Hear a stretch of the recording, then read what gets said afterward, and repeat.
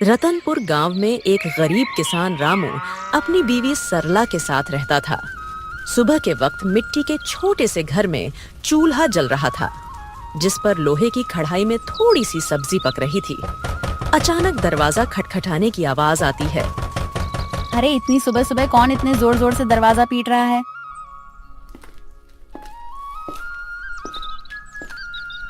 दरवाजा खोलते ही सेठ हरीलाल गुस्से में लाल पीला खड़ा था, जो कि बहुत लालची और चालबाज है। वह हर किसी से 2 गुना ब्याज वसूलता था। रामू, बहुत हो गया तेरा नाटक। मेरे पैसे कहाँ हैं? सेठ जी, कल ही तो मैंने आपको पूरी रकम दे दी थी और पूरा हिसाब पक्का कर दिया था, और मैंने आपके पुराने पैसे भी कब के लौटा दिए हैं। देर की वजह से तेरा ब्याज बढ़ गया है। अब वो उधार तुझे 5 गुना ब्याज के साथ लौटाना होगा। 5 गुना? सेठ जी, ये तो अन्याय है। मैंने मेहनत करके ब्याज सहित पूरे पैसे चुका दिए हैं। मैं गरीब आदमी इतना भारी ब्याज कैसे दे सकता हूँ? ज्यादा जुबान मत चला। अगर पैसा नहीं दिया ना तो तेरे घर का ताला तोड़कर बर्तन कपड़ा सब उठा ले जाऊंगा। तेरी बैलगाड़ी भी बेच दूंगा। सेठ जी, गरीब का खून चूसकर आपको क्या मिलेगा? हमारे साथ ऐसा मत करिए। इतना ज्यादा ब्याज मैं नहीं दे पाऊंगा। पैसे तो तुझे देने ही पड़ेंगे। देख लूंगा मैं तुझे। याद रखना रामू, हरीलाल से पंगा लेना आसान नहीं है। सेठ रामू को धमकाते हुए चला जाता है, लेकिन जाते जाते अपने नौकर को कहता है, इस गरीब भिखारी की इतनी मजाल, मुझे ना बोलकर इसने गलती कर दी। इसे तो सबक सिखाना पड़ेगा ताकि गांव में बाकी गरीब भी डर में रहे। आप बताइए, ये जिंदगी कब बदलेगी? रोज रोज 2 वक्त की रोटी के लिए जूझना पड़ता है। कभी मन करता है घर की टूटी छत ठीक करवा दूं, तो कभी सोचती हूँ कि हमारे पास भी अच्छे कपड़े हों, लेकिन लगता है किस्मत ने हमें बस तंगी ही दी है। मुझे पता है तुम्हें तकलीफ है, पर मैं क्या करूं? खेत छोटे हैं, बारिश वक्त पर नहीं होती, ऊपर से कर्ज का बोझ भी सर पर है। मैं दिन रात मेहनत करूं, तब हमारे हिस्से में यही नमक रोटी आती है। मेहनत? हाँ, मेहनत तो आप करते हैं, लेकिन भगवान हमारी सुनता ही कहाँ है। लगता है जैसे भाग्य ने हमें इस गरीबी में ही सड़ने के लिए भेजा है। सरला ने आह भरी, पर चुपचाप सब्जी पकाने लगी। कमरे में सन्नाटा था। रामू ने मन ही मन ठान लिया, आज खेत में चाहे जान निकल जाए, पर घर लौटकर कुछ ऐसा लाऊंगा जिससे सरला के चेहरे पर मुस्कान आ जाए। रामू को नहीं पता था कि आज का दिन उसकी जिंदगी की सबसे बड़ी कहानी की शुरुआत करने वाला है। सुबह के वक्त रामू खेत जाने के लिए घर से निकल रहा है। सुबह की हल्की हल्की धूप खेतों पर पड़ रही थी। सरला के मन में आज कुछ हलचल सी चल रही थी। रामू रोज गांव के बीच से होकर जाने वाला रास्ता मंदिर के पास से गुजरता था। रामू रोज इसी रास्ते से जाता था, क्योंकि यही सबसे छोटा और आसान रास्ता था। मंदिर में उस वक्त बस पुजारी ही थे जो सफाई कर रहे थे। प्रणाम पंडित जी, कैसे हैं आप? तबीयत ठीक है ना आपकी? हाँ बेटा, सब अच्छा है। भगवान का आशीर्वाद तुझ पर हमेशा बना रहे। पुजारी से बात करके रामू अपने खेत की तरफ निकल जाता है। उसी शाम गांव का सबसे अमीर सेठ हरीलाल अपने नौकर के साथ बैठा था। वह बहुत लालची और चालाक था। उसके मन में एक खतरनाक योजना पनप रही थी। सेठ हरीलाल अपने बड़े से घर में खाट पर बैठा पान चबा रहा था। पास में उसका नौकर कालू खड़ा था। अरे कालू सुन, मंदिर के गहनों को देखकर मेरा जी ललचा गया है। कल रात मंदिर में जो सोने चांदी के गहने हैं ना, वो मेरे घर में होने चाहिए। गांव वाले मेरी इज्जत करते हैं, लेकिन पैसा और बढ़ाना है मुझे। सेठ जी, पर यह तो पाप का काम होगा। भगवान के घर से गहने चुराना अच्छा नहीं लगेगा। अरे मूर्ख, भगवान को क्या जरूरत है गहनों की? उनका क्या होगा इनसे? असली भगवान तो पैसा है, और पैसा इंसान के हाथ में अच्छा लगता है। पर गांव वाले अगर उनको पता चल गया तो?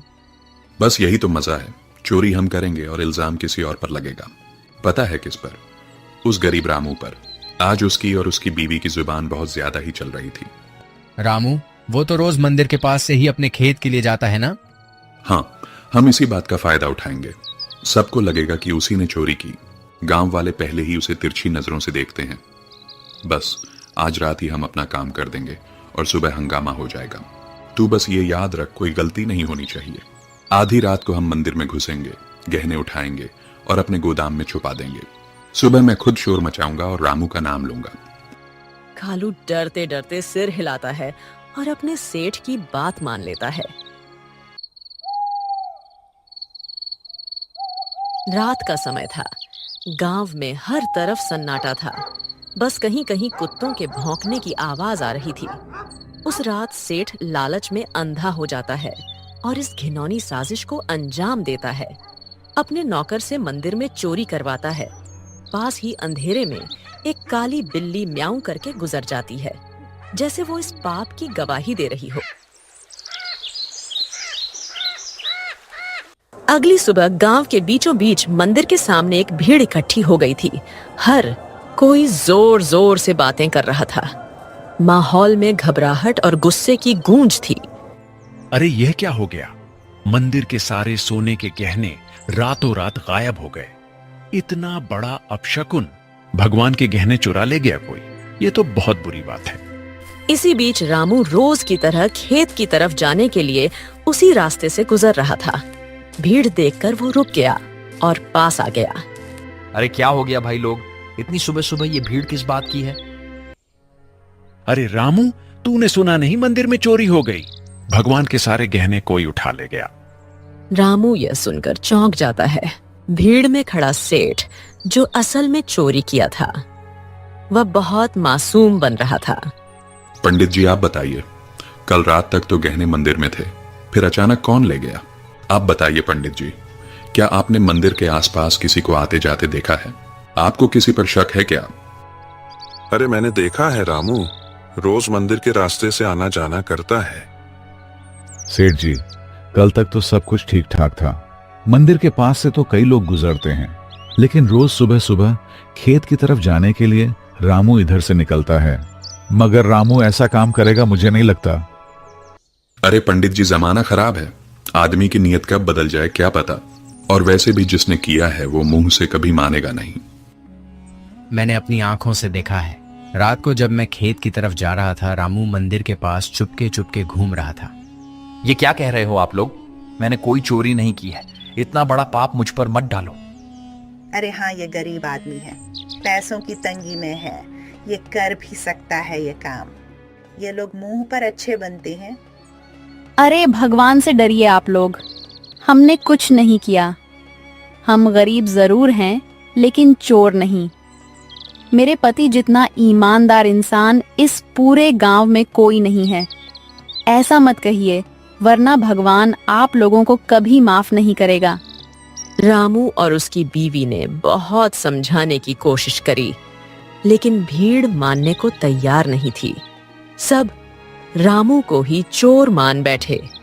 रामू और सरला की आंखों में आंसू आ गए, लेकिन भीड़ में कोई उनकी सुनने को तैयार नहीं था। गांव वालों, अब तो सब साफ है। मंदिर के गहने चुराने वाला यही रामू है और ऐसे आदमी को हमारे गांव में रहने का कोई हक नहीं। चोरी करने वाले की एक ही सजा है, गांव से बाहर निकाल देना। हाँ, अगर इसने मंदिर में चोरी की है तो यह तो भगवान का भी अपराधी हुआ। इसे यहीं रहने देंगे तो कल हमारे घरों से भी चीजें गायब हो जाएंगी। अरे आप सब क्यों नहीं समझते? मैं निर्दोष हूं। मैंने कोई चोरी नहीं की। मैं तो रोज के जैसे अपने खेत जा रहा था। मुझ पर इतना बड़ा इल्जाम मत डालिए। भीड़ में जोर जोर से आवाजें गूंजने लगी, निकालो इसे, निकालो इसे गांव से। भीड़ में हलचल मच गई। लोग एक दूसरे से कान्हा फूंसी करने लगे। रामू और सरला की आंखों में आंसू भर आए।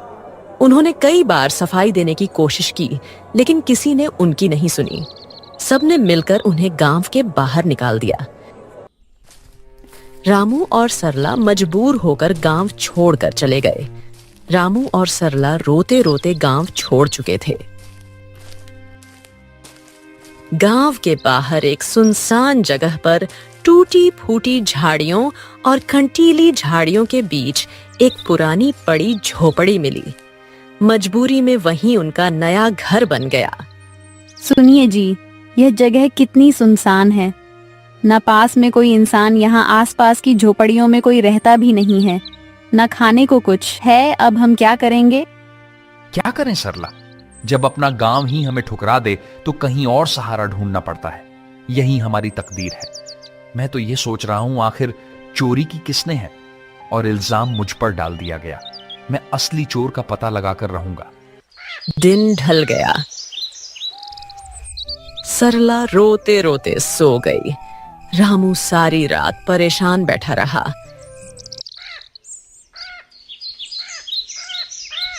अगली सुबह जब रामू उठा तो उसने देखा कि सरला रो रो कर भूख से कमजोर हो गई है। सरला, तुम यहीं रहो, मैं कुछ खाने के लिए लाता हूं, फिर अपने खेत जाऊंगा दूसरे गांव से होते हुए। तुम दरवाजा अंदर से बंद करके आराम करो। इतना कहकर रामू जंगल की ओर चल गया।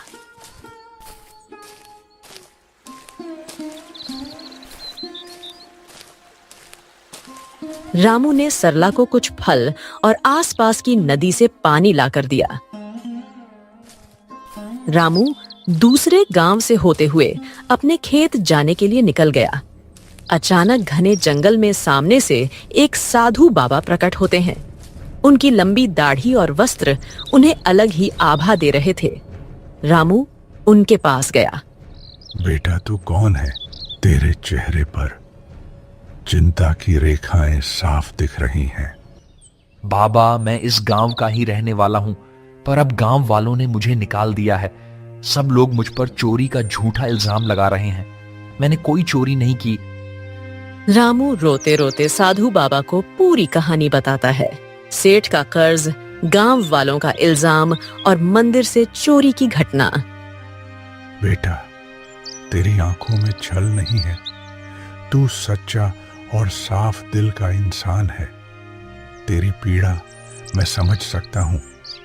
ये दुनिया अक्सर गरीब पर झूठा इल्जाम लगा देती है, पर चिंता मत कर, भगवान न्याय करते हैं। असली चोर जल्द ही सामने आएगा। यह मेरा आशीर्वाद है। पर बाबा, कैसे?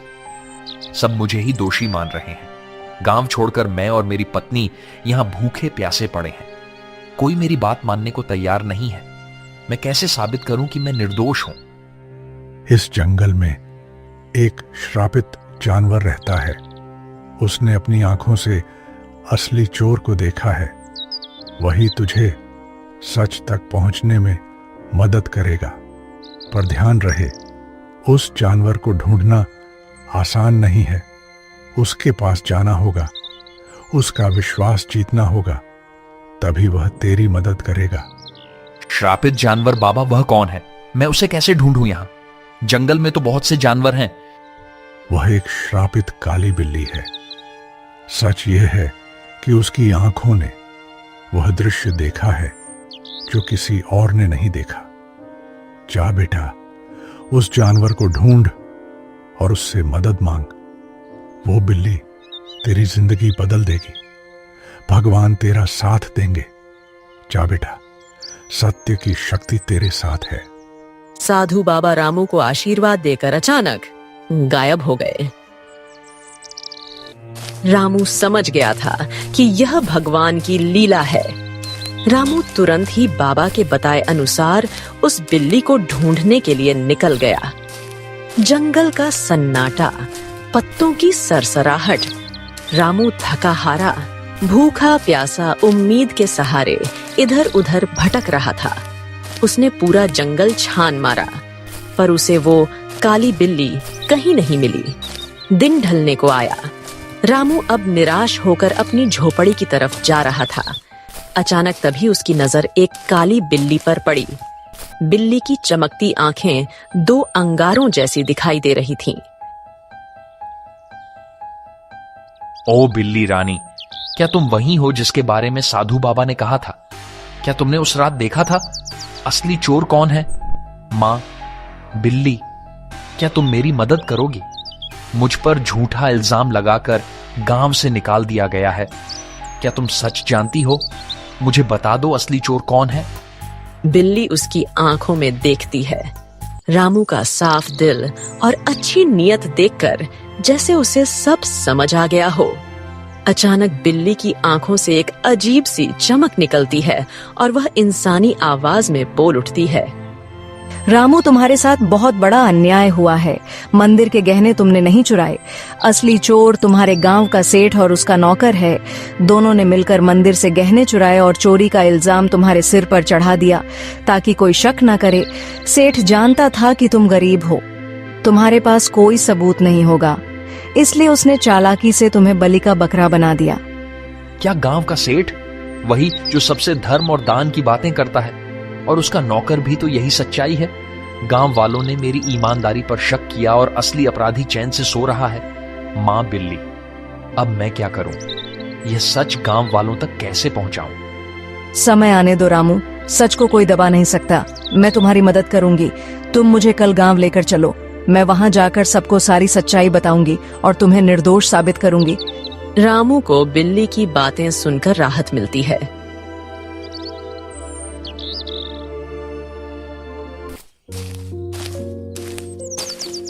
वह घर जाकर सरला को पूरी बात बताता है।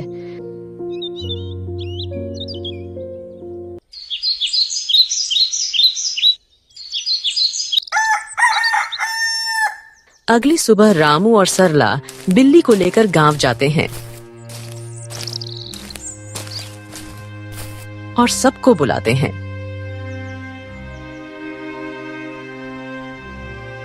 गांव वालों, आप सबने मुझे चोर बोलकर गांव से निकाल दिया था, पर असली चोर अभी भी गांव में ही बैठा है। आज मेरे पास एक गवाह है जो मुझे निर्दोष साबित करेगा। गांव वालों सुनो, असली चोर रामू नहीं है। मैंने अपनी आंखों से देखा है।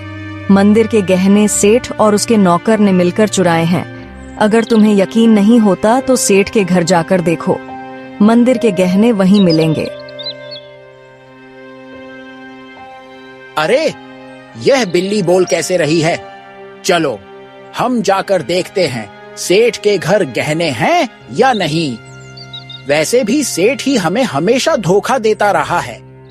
बिल्ली को बोलता देख सब चौंक जाते हैं और गांव के कुछ लोग सेठ के घर जाते हैं। उनको गहने सेठ के घर में मिल जाते हैं। अब पूरे गांव में बातें होने लगी। सेठ चोर है, सेठ चोर है। सब बोलने लगे। सेठ ने चालाकी से अपने नौकर को इशारा करा और सारा इल्जाम नौकर पर डाल दिया। अरे नहीं नहीं, मैं चोर नहीं हूं। ये सब मेरे नौकर की करतूत है। उसने ही चोरी की है। मैं तो खुद हैरान हूं। झूठ मत बोलिए सेठ जी, आप सबसे ब्याज में 4 गुना पैसे वसूलते हो, अब चोरी भी करवा रहे हो। ठीक है, अगर तुम सब कहते हो तो इस नौकर को सजा मैं दूंगा, क्योंकि यही असली चोर है। मुझे इस बारे में कुछ नहीं पता था। सेठ ने पूरे गहने वापस मंदिर में रखवा दिए। अब गांव में उसकी कोई इज्जत नहीं करता है। पूरे गांव वालों ने रामू से माफी मांगी। उन्हें अपनी गलती का एहसास हो गया। सबने पूरे आदर सम्मान के साथ रामू और सरला को गांव वापस बुलाया।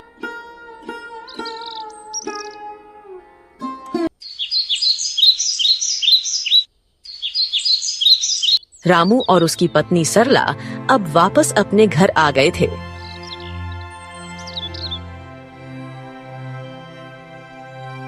शाम का समय, हल्की ठंडी हवा चल रही है।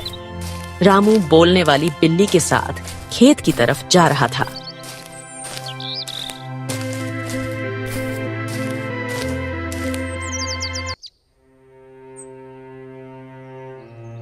मां बिल्ली, आज अगर तुम ना होती तो मेरी जिंदगी बर्बाद हो जाती। तुम्हारे ही कारण ही मुझे इज्जत वापस मिली।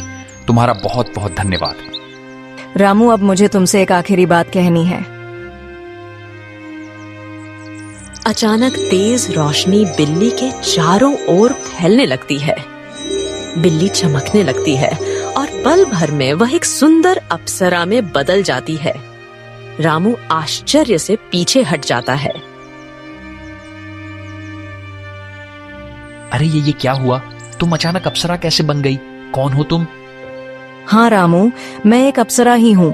मुझे स्वर्ग से श्राप मिला था। मैं इस श्राप से मुक्त होने के लिए ही धरती पर आई थी। जब तक मैं धरती पर किसी सच्चे और भले इंसान की मदद नहीं करती, तब तक मैं इस बिल्ली के रूप में ही रहती। तुम एक सच्चे और ईमानदार इंसान हो, इसलिए तुम्हें बचाकर मैंने भी अपना श्राप तोड़ दिया। अब मुझे मुक्ति मिल चुकी है। तुम्हारी ईमानदारी और भलाई ने मुझे श्राप से मुक्त कर दिया है। तुम्हारा बहुत बहुत धन्यवाद रामू। मैं बहुत खुश हूँ। मैं तुम्हें वरदान देना चाहती हूँ। तुम्हें जो चाहिए बेझिझक कहो। रामू की आंखों में चमक आ जाती है। वह भावुक होकर अप्सरा को प्रणाम करता है। देवी, मेरी जिंदगी गरीबी से घिरी हुई है। मैं दिन रात खेतों में मेहनत करता हूँ, मगर फसल कभी अच्छी नहीं होती। ऊपर से कर्ज का बोझ है। मेरे परिवार के लिए 2 वक्त की रोटी जुटाना भी मुश्किल हो जाता है। रामू, मैं तुम्हें वरदान देती हूँ। तुम्हारी परेशानी अब समाप्त होगी।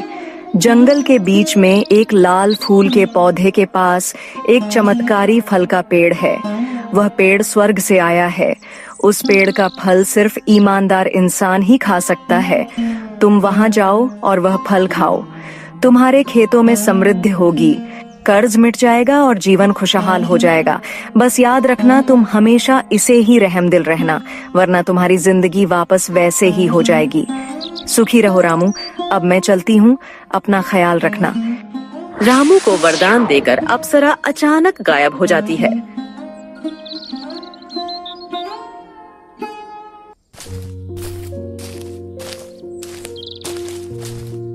रामू जंगल में चारों तरफ उस चमत्कारी पेड़ को ढूंढता है। सूरज ढलने को होता है। थका हारा रामू अचानक लाल फूल के पौधे को देख लेता है। रामू धीरे धीरे आगे बढ़ता है और देखता है कि पौधे के पीछे एक सुंदर चमकदार पेड़ खड़ा है। पेड़ की टहनियों पर सुनहरे फल चमक रहे हैं। रामू श्रद्धा से पेड़ के पास जाता है। पेड़ देवता, मुझे अप्सरा ने आपके पास भेजा है। मैं गरीब किसान रामू हूँ। क्या मैं आपके फल खा सकता हूँ? अचानक पेड़ से आवाज आई। रामू, मुझे सब पता है। तुम सच्चे और भले इंसान हो, इसीलिए अप्सरा ने तुम्हें यहां तक पहुंचाया है। तुम मेरा एक फल खा लो, तुम्हारी सारी परेशानियां मिट जाएंगी और तुम्हारा जीवन खुशहाल हो जाएगा।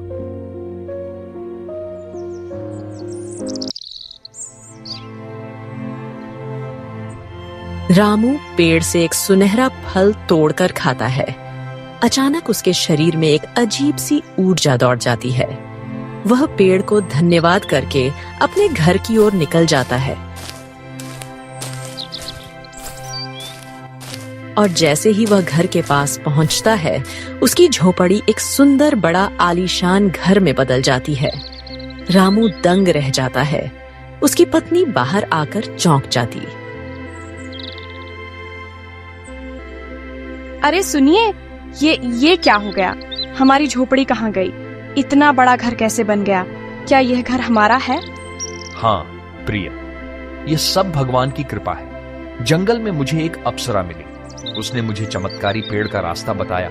उस पेड़ ने मुझे फल दिया और जैसे ही मैंने खाया, हमारी किस्मत बदल गई। रामू ने सरला को उस स्वर्ग से आई श्रापित बिल्ली की पूरी कहानी बताई।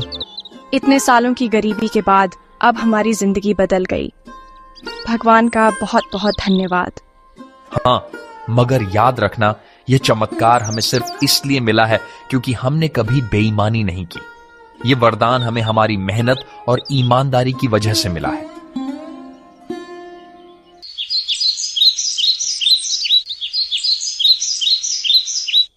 अब रामू और सरला अपने नए घर में खुशी से रहने लगे।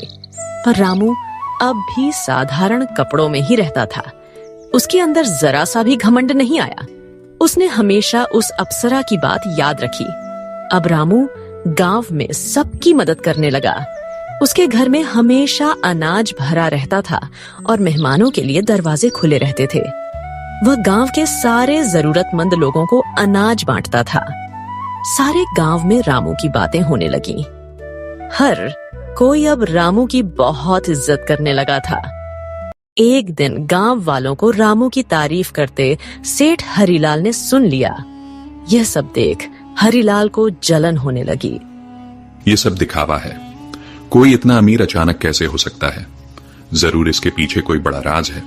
अगर यह ऐसे ही अमीर होता रहा तो गांव में मेरी इज्जत तो मिट्टी में मिल जाएगी। अबे कालू सुन, तू जरा रामू पर नजर रख और पता कर कि इसके पास दौलत आने का असली राज क्या है। उसी दिन से सेठ का नौकर रामू पर नजर रखने लगा।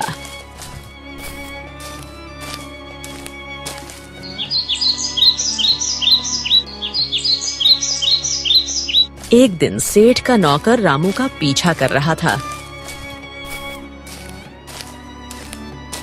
उसने देखा कि रामू जंगल में जाकर उस चमत्कारी पेड़ से बात कर रहा है। कालू चुपके चुपके रामू की सारी बातें सुन रहा था।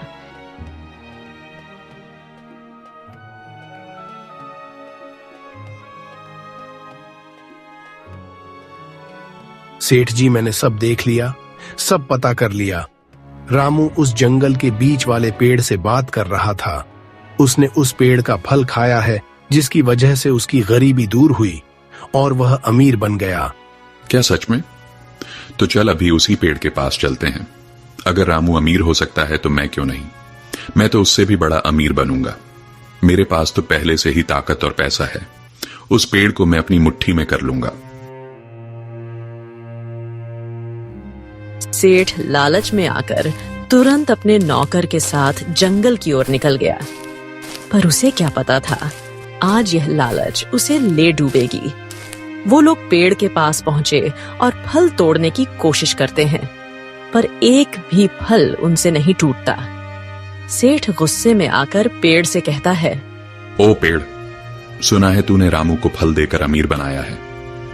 अब मुझे भी अपने फल दे, जल्दी कर। मैं इस पूरे गांव का सबसे बड़ा आदमी हूं। अब मैं और भी शक्तिशाली बनना चाहता हूं। सेठ, तू लालची है, अहंकारी है और बेईमान है। मैं अपना फल सिर्फ उसी को देता हूं जिसके दिल में दूसरों के लिए करुणा हो, जो ईमानदार हो और सच्चा हो। तेरे दिल में सिर्फ लालच और घमंड है, इसलिए तुझे कभी यह फल नहीं मिलेगा। क्या कहा? तू मुझे फल नहीं देगा? अरे मूर्ख पेड़, अगर तू मुझे फल नहीं देगा तो मैं तुझे जड़ से काट दूंगा। तेरे जैसे 1000 पेड़ मैं खरीद सकता हूं मैं। अब तू देख, तुझे काट कर मैं तेरे सारे फल ले लूंगा। अबे कालू, कुल्हाड़ी उठा और इसे काट डाल। गांव जाकर उस रामू को भी आज मैं खत्म कर दूंगा। कालू भाग कर जाता है और कुल्हाड़ी लेकर आता है।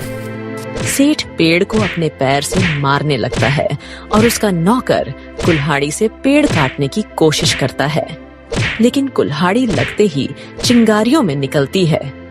अचानक आसमान से बिजली गिरने लगी और तेज हवा चलने लगी।